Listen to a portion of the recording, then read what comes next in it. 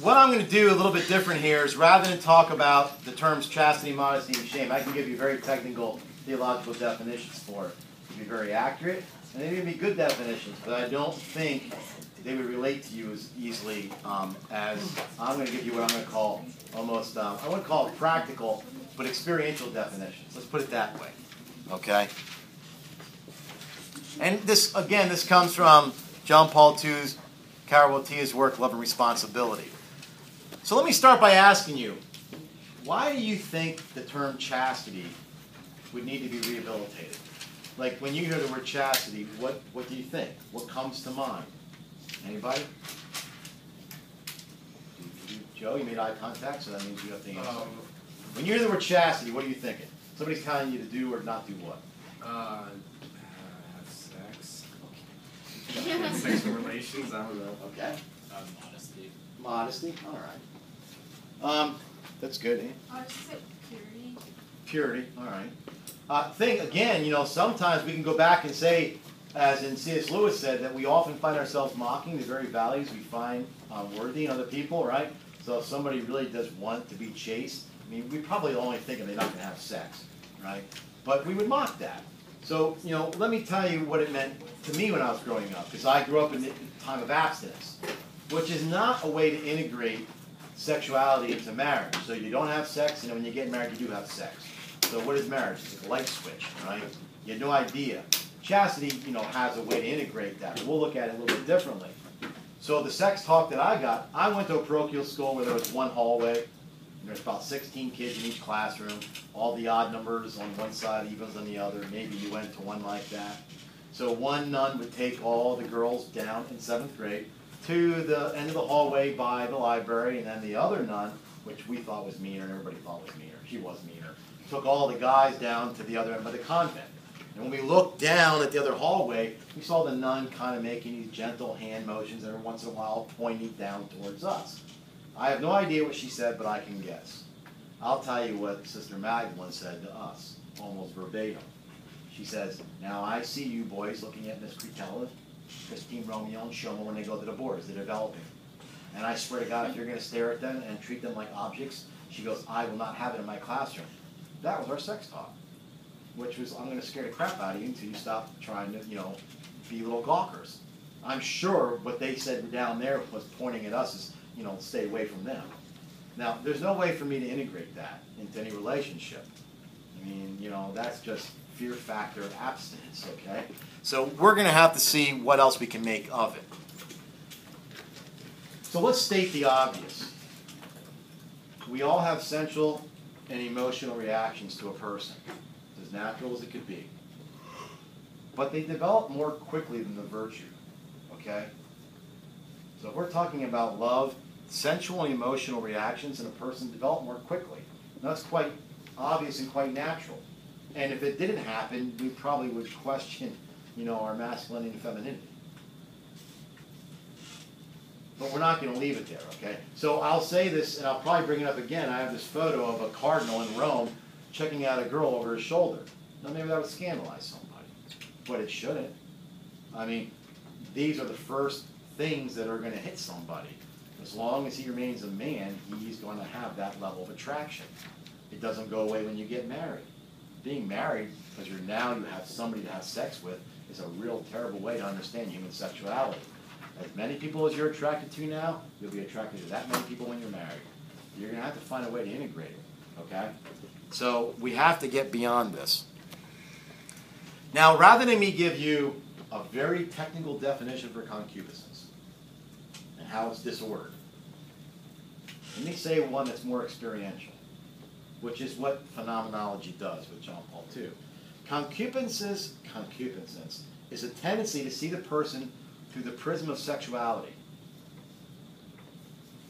and as a potential object of pleasure. Concupiscence is a tendency to see persons through the prism of sexuality and as a potential object of pleasure. And there's no way around that. Concupiscence is not a sin, okay? So there's no way around this. Our whole lives we struggle with seeing the other person as an object of pleasure. If we don't find a way to integrate that, it will disrupt our own passions and how we share those with the people that we love, the person that we love. So when we try to overcome that, we can't pretend we're asexual. Nobody's asexual. I mean, I know that's a new term, so let's not argue the term now. But we're all sexual beings on some level. So we can't just say, I have no desire. What we have to say is that it is a value that is correctly integrated into the love of the person.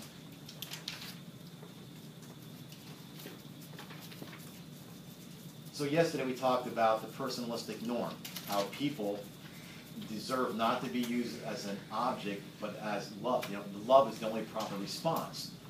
So if I see somebody and initially the sensuality and emotions kick in, I have to integrate that into love of the person. So I have to see that individual first as a person, and then that will diffuse the idea that they are simply an object of enjoyment. Okay? So we have to integrate it into the love of the person. Now, here's the issue. You know what subjectivism is. You know, there's no standard, right? So what I feel is right. So if we talk about emotional subjectivism, whatever is connected with genuine emotion seems authentic. Whatever is connected with genuine emotion seems authentic. That's a real experience, right? And you should know now, don't ever argue with a person's feelings. If a person says, I feel mad, what are you going to do? Argue that they're not mad? You might talk about there's no reason, but if they're mad, they're mad. Okay? I never make it a point, you know, for two young people to say, you know, we love each other. Is it truly love? It's what you feel. It's probably elevated emotions. It's probably not genuine love at this point, although it could be. But let me at least say it this way.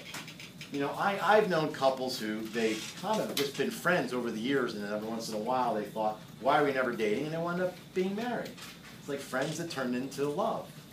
My case wasn't that way. My wife kind of knocked me off my heels the first time I saw her. When I asked her to marry me, I remember thinking, you know, how can you love somebody more than this? Well, when I got married, that was my answer. I already loved her more than when I asked her. And 3 years, 5 years, I mean, all the way up past 25 years now. I mean, each time I realize what I have now is deeper.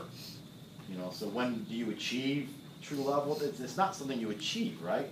It's constantly something that you're building as an art. So I knew a couple that was married 76 years. I never flat out asked them, you know, how would you feel, you know, how did you feel when you were married 25 years? But I bet they would have said, I started to figure it out at that point, all right?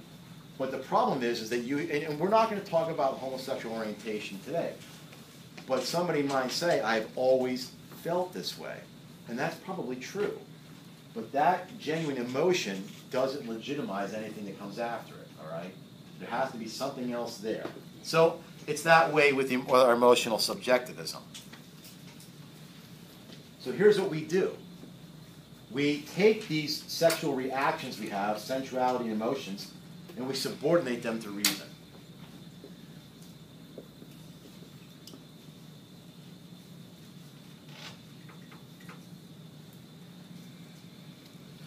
This is the function of the virtue of moderation.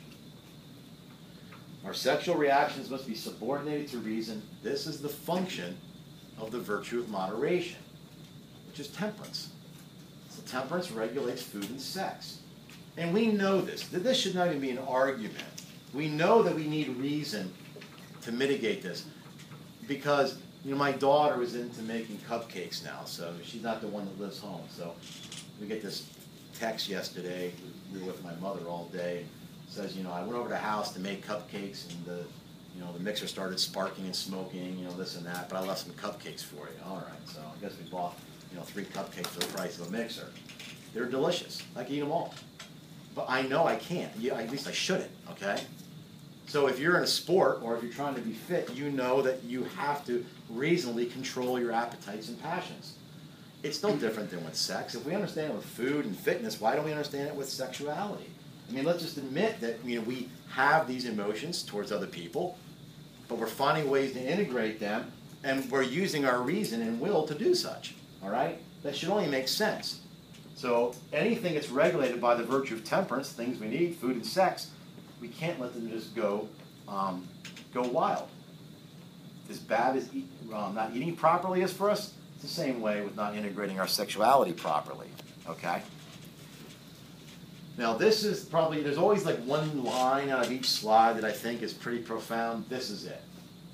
And I will explain it in a way that hopefully makes it clear to you. The more successfully the utilitarian attitude is camouflaged, the more dangerous it is. The more successfully the utilitarian attitude is camouflaged, the more dangerous it is. Let me say it in a simple way.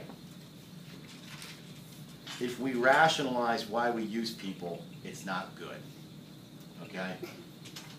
For instance, if I don't eat right, and I probably don't, I bet you I can give some pretty good reasons why. I could talk about my schedule, I could talk about, what's available, I could talk about how it's easier to grab something, and they're probably all legitimate in some way. But the problem is, just because they're genuine, doesn't mean that that's how it should be.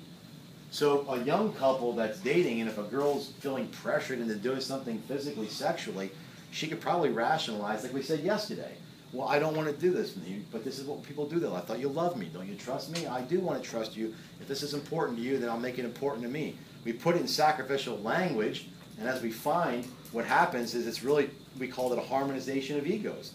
It's really two people being selfish alongside each other. We've camouflaged it. In other words, we found a way to almost self-deceive ourselves, because we're very good at that. All right? What happens then, and the antidote to this, if you want to call it that, is chastity. Chastity, and here's what we're going to use as a definition. Rather than me saying that it's, which would be a theological way, and you don't have to write it down, but that chastity is, love properly ordered to one's vocation. I mean, would that help you knowing that? It'd probably be easier if I told you to be chaste means to have a transparent attitude without which,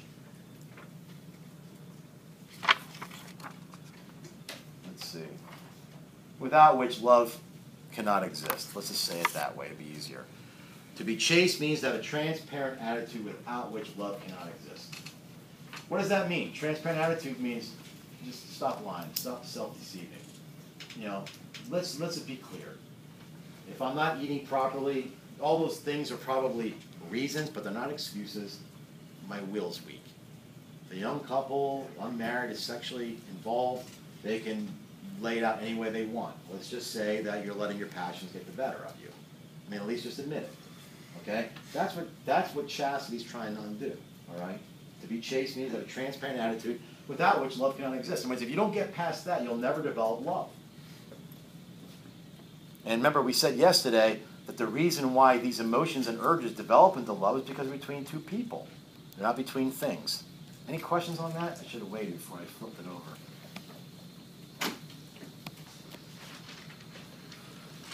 Now, let's talk about shame. That's probably another term that needs to be rehabilitated. It is very superficial to say that shame is simply a tendency to conceal. Okay? Shame is not simply a tendency to conceal. In other words, I will use my shame to hide something. All right? Now, we get this impression because if we did something bad, especially if we were young, we would kind of like put our arms across our eyes. We'd hide ourselves. We're trying to shrink as far as we can away from mom and dad. If you happen to be in a dressing room, fitting clothes, and it inadvertently opened a little bit, you would immediately, cover or conceal yourself. So we get the impression that in order for us, shame's object or its goal is to conceal. But that's not what it's supposed to do, nor is it what it does. It doesn't conceal what is bad, right? But what it does is when something that's private is made public. That's what shame is doing. It's protecting whatever is private being made public. So it's right that if the door opened a little bit or you didn't lock it and somebody accidentally opened it, you would quickly cover yourself. This is private. There's no place for this in the public sphere. So in that sense, it does work. Okay? So shame does not conceal what is bad, but when something that is private is made public. But here's the issue that we can talk about with this, is that we have to watch, and we'll see at the end of this slide about being prudish. So when Karol Wojtyła became Pope John Paul II, one of the first things reportedly he did was all the paintings in the Vatican where there was nudity covered by fig leaves or something, remove it. Why? Because we're not going to start calling these things bad. Okay, regardless of your figure, which has nothing to do with that. The fact that the dressing room door swung open, there's nothing bad about your body on any level. It's just that it was private and it should not be made public. All right? Which is something people really have to watch with social media, right? I mean, especially putting up these pictures, say, you know, even like a bikinis, right? I mean, you go to the beach with your friends, you take pictures, you put them up, but you guys know as well as I do, I have daughters, these bikinis cover less than underwear. And you wouldn't think in a million years to distribute 50 pictures of yourself in a bikini to random people. You would never think of that. You would probably find that yucky and disgusting, and you should. It's good. But you're putting it on the internet, you'd be better off handing out 50 pictures. Because then at least you know who has them, you know? So what we're doing is we're taking something that should be private and being made public, and, you know, we try to limit who views these, but we don't have, we'll see, we don't really have that option, okay? So, speaking about how we dress, sexual modesty cannot simply be identified with clothing. It's going to be part of it. We'll see that's part of it. Sexual modesty cannot simply be identified with clothing. That is secondary. Okay? That is secondary. Modesty is really like the way a person carries themselves. The clothing is part of it, but that is secondary. For instance, we'll see in a day or so that men view things differently. They respond differently by visual stimulation than women do. We see this in brain, you know, functions. We see this just in, you know, real life anecdotal evidence. So, do girls have? Is it more imposed on them to dress in a way that's not objectifying them? Unfortunately, yes. All right. Now, I don't want anybody to interpret that as, well, are you saying it's the girl's fault, you know, if something happens because how she dressed? Not at all. Okay? She never, doesn't matter what she's wearing, if anything. She never has nobody has the right to be violated, you know, visually or otherwise. But let's not pretend that that doesn't have an element to it, all right? So if you saw somebody walking down, you know, Fifth Ave in Reading with $20 bills hanging out of their pocket, they don't deserve to be robbed. But you would say, hey, you might want to, you know, tuck those things in your pockets a little deeper. You're only going to bring out the worst in people. You know, we could say at least that without making it any fault of this particular woman. Let's also say this, because nobody said it this year, but years ago, I've had girls that were pretty honest, and I love it when people are honest. And they say, look, I'm quite flattered when people find me sexy, and I dress that way. Okay, I understand that, but let's go back to what we learned yesterday. If we are self-determining individuals, and nobody can take that away from you, I also said it's not proper to give it away. All right? And I get it. You like to be, you know, in other words, you're saying I'm okay with being objectified. But I said, let me ask you something. I said, because I brought up another girl who graduated from here who told me she was kind of getting freaked out. She's a pretty girl, because some guy in his 60s was checking her out. I said, it kind of freaks you out, doesn't it? Yeah. I said, do you have a sign that says nobody older than 22 look at me? I mean, can you do that? I mean, can we choose who views us? So maybe we should act in a way that exhibits our personhood and not just simply our being objectified. You know, we all know it. I mean, let's just face it, you know, I mean, a person's going to be flattered if somebody finds you attractive. That's just natural, and you feel good about it. But if we go out of our way to solicit it, you know, we have to just be, again, this is that transparency, right? Anytime we camouflage something, it's more dangerous. So we're at least transparent, and with chastity, we can at least be honest with ourselves. That's all I'm saying here, okay? So modesty is a self-defense against a person being an object of enjoyment. Modesty is a self-defense against a person being an object of enjoyment.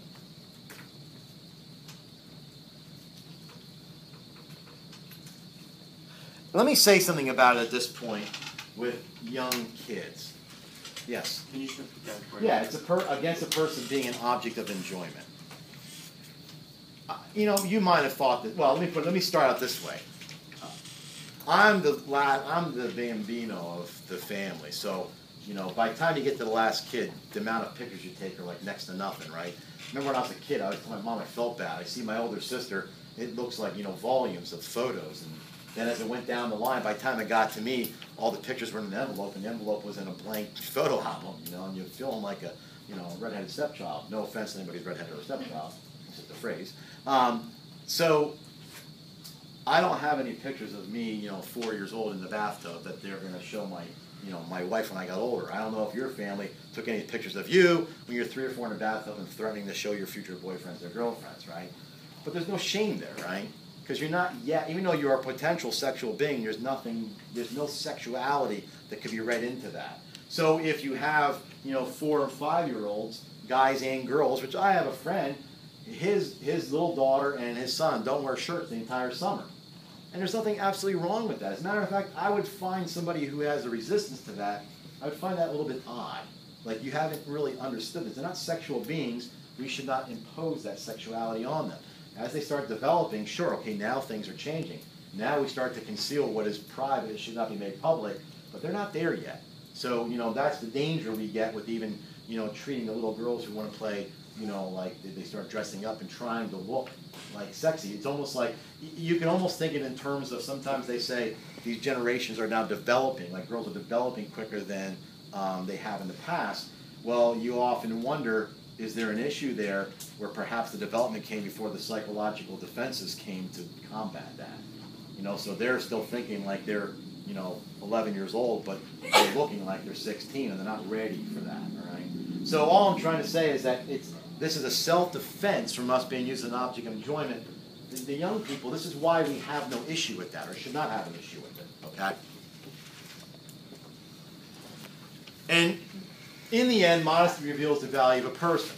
So to be modest isn't, to walk around, and that's always the joke. What am I supposed to do? Walk around with my, a collar up the top of my neck and my dress down to my ankles with, socks that go clean up past my knees? I mean, this isn't about that, all right? We'll see the danger in that at the last part of the slide. But if you want to reveal the value of yourself as a person, then at least help make that transparent, okay? Again, our bodies communicate something. Okay, now about shame and how it gets absorbed by love. When I say gets absorbed, I'm not saying it gets obliterated. Okay, it's almost like if you were going to use flour to make a cake. We wouldn't say that the flour is gone. The flour simply got integrated.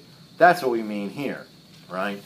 So if we say shame is absorbed by love, we're saying what is held in private now develops a shared value between people, between two persons. It develops the shared value between two people. So in marriage, what marriage does is it takes what was meant to be in private, and it now integrates it through love into a shared value between the man and the woman. Okay? That is so much different than don't have sex until you get married. That should communicate something a little bit deeper. In other words, it was being prepared and saving something which now can be shared. There is nothing bad about it. There's nothing dirty about it. But now it's in its proper place. And marriage protects that, right? And there's no commitment you can make except saying, this is it for life. Sharing a mortgage isn't going to do that. Saying, we don't need a piece of paper. Well, you can say whatever you want, but you're not going to buy a house like that. The bank's not going to take your word. It's not that I'm not taking your word. Make it so. And now you're in a situation where what was private is totally secure. In other words, your integrity as a person is being valued. At least it should be, okay? Just a couple more things. The utilitarian attitude is being used is objectifying, using somebody as a means to an end, right? So shame is the natural way of avoiding that. And we can say, well, let me say it also, it makes it clear for you. Shame is the natural way of avoiding the utilitarian attitude, and shame loses its reason for existence. There's a good French phrase there, but I can never say it right. Shame is the natural way of avoiding the utilitarian attitude, and shame loses its reason for existence. In other words, it doesn't need to be private anymore. Now it's between two persons that are committed in a union of love. Chastity has brought you there, and chastity remains. That's what chastity does. So chastity is something that you can have as a young single person and bring it right with you into marriage. You can't bring abstinence into marriage. You can't say sex is dirty, you'll flip a light switch, now you're married, go ahead. That doesn't make any sense. The person doesn't know how to integrate that, right? So we're trying to do it a different way. This last part, I think, is pretty good. Prudishness is what we're talking about. Everything we're talking about so far has not been prudery. Prudery, or prudishness, consists in concealing one's true intentions. And I'm going to explain what that means. Prudery consists in concealing one's true intentions. If you saw, like, let's say there's a father who says, I never look at anybody else sexually. This is my wife, and that's the only person in the world that I'll ever even look at like that again. Yeah, you're a big liar. We already talked about concupiscence. How on earth can you not have some emotional reaction or sensual reaction to somebody you see? That's not the point. That's concupiscence, and there's no sin in that. The sin comes when you haven't integrated it through love. So a person that's saying that, they're prudes. They're concealing their real intentions. You have to be. You're not an asexual being. So let's go back to the photo I have of the cardinal in Rome looking over his shoulder, checking out a young woman. He's not being prudish. It's just concupiscence, but as long as that was integrated into love and recognizing the other person, he just recognized beauty. And that's his natural reaction as wanting to eat a delicious cupcake. And there's no other way to put it. Okay? It's just all properly ordered. Any questions? Was this a little different than you may have gotten in the past?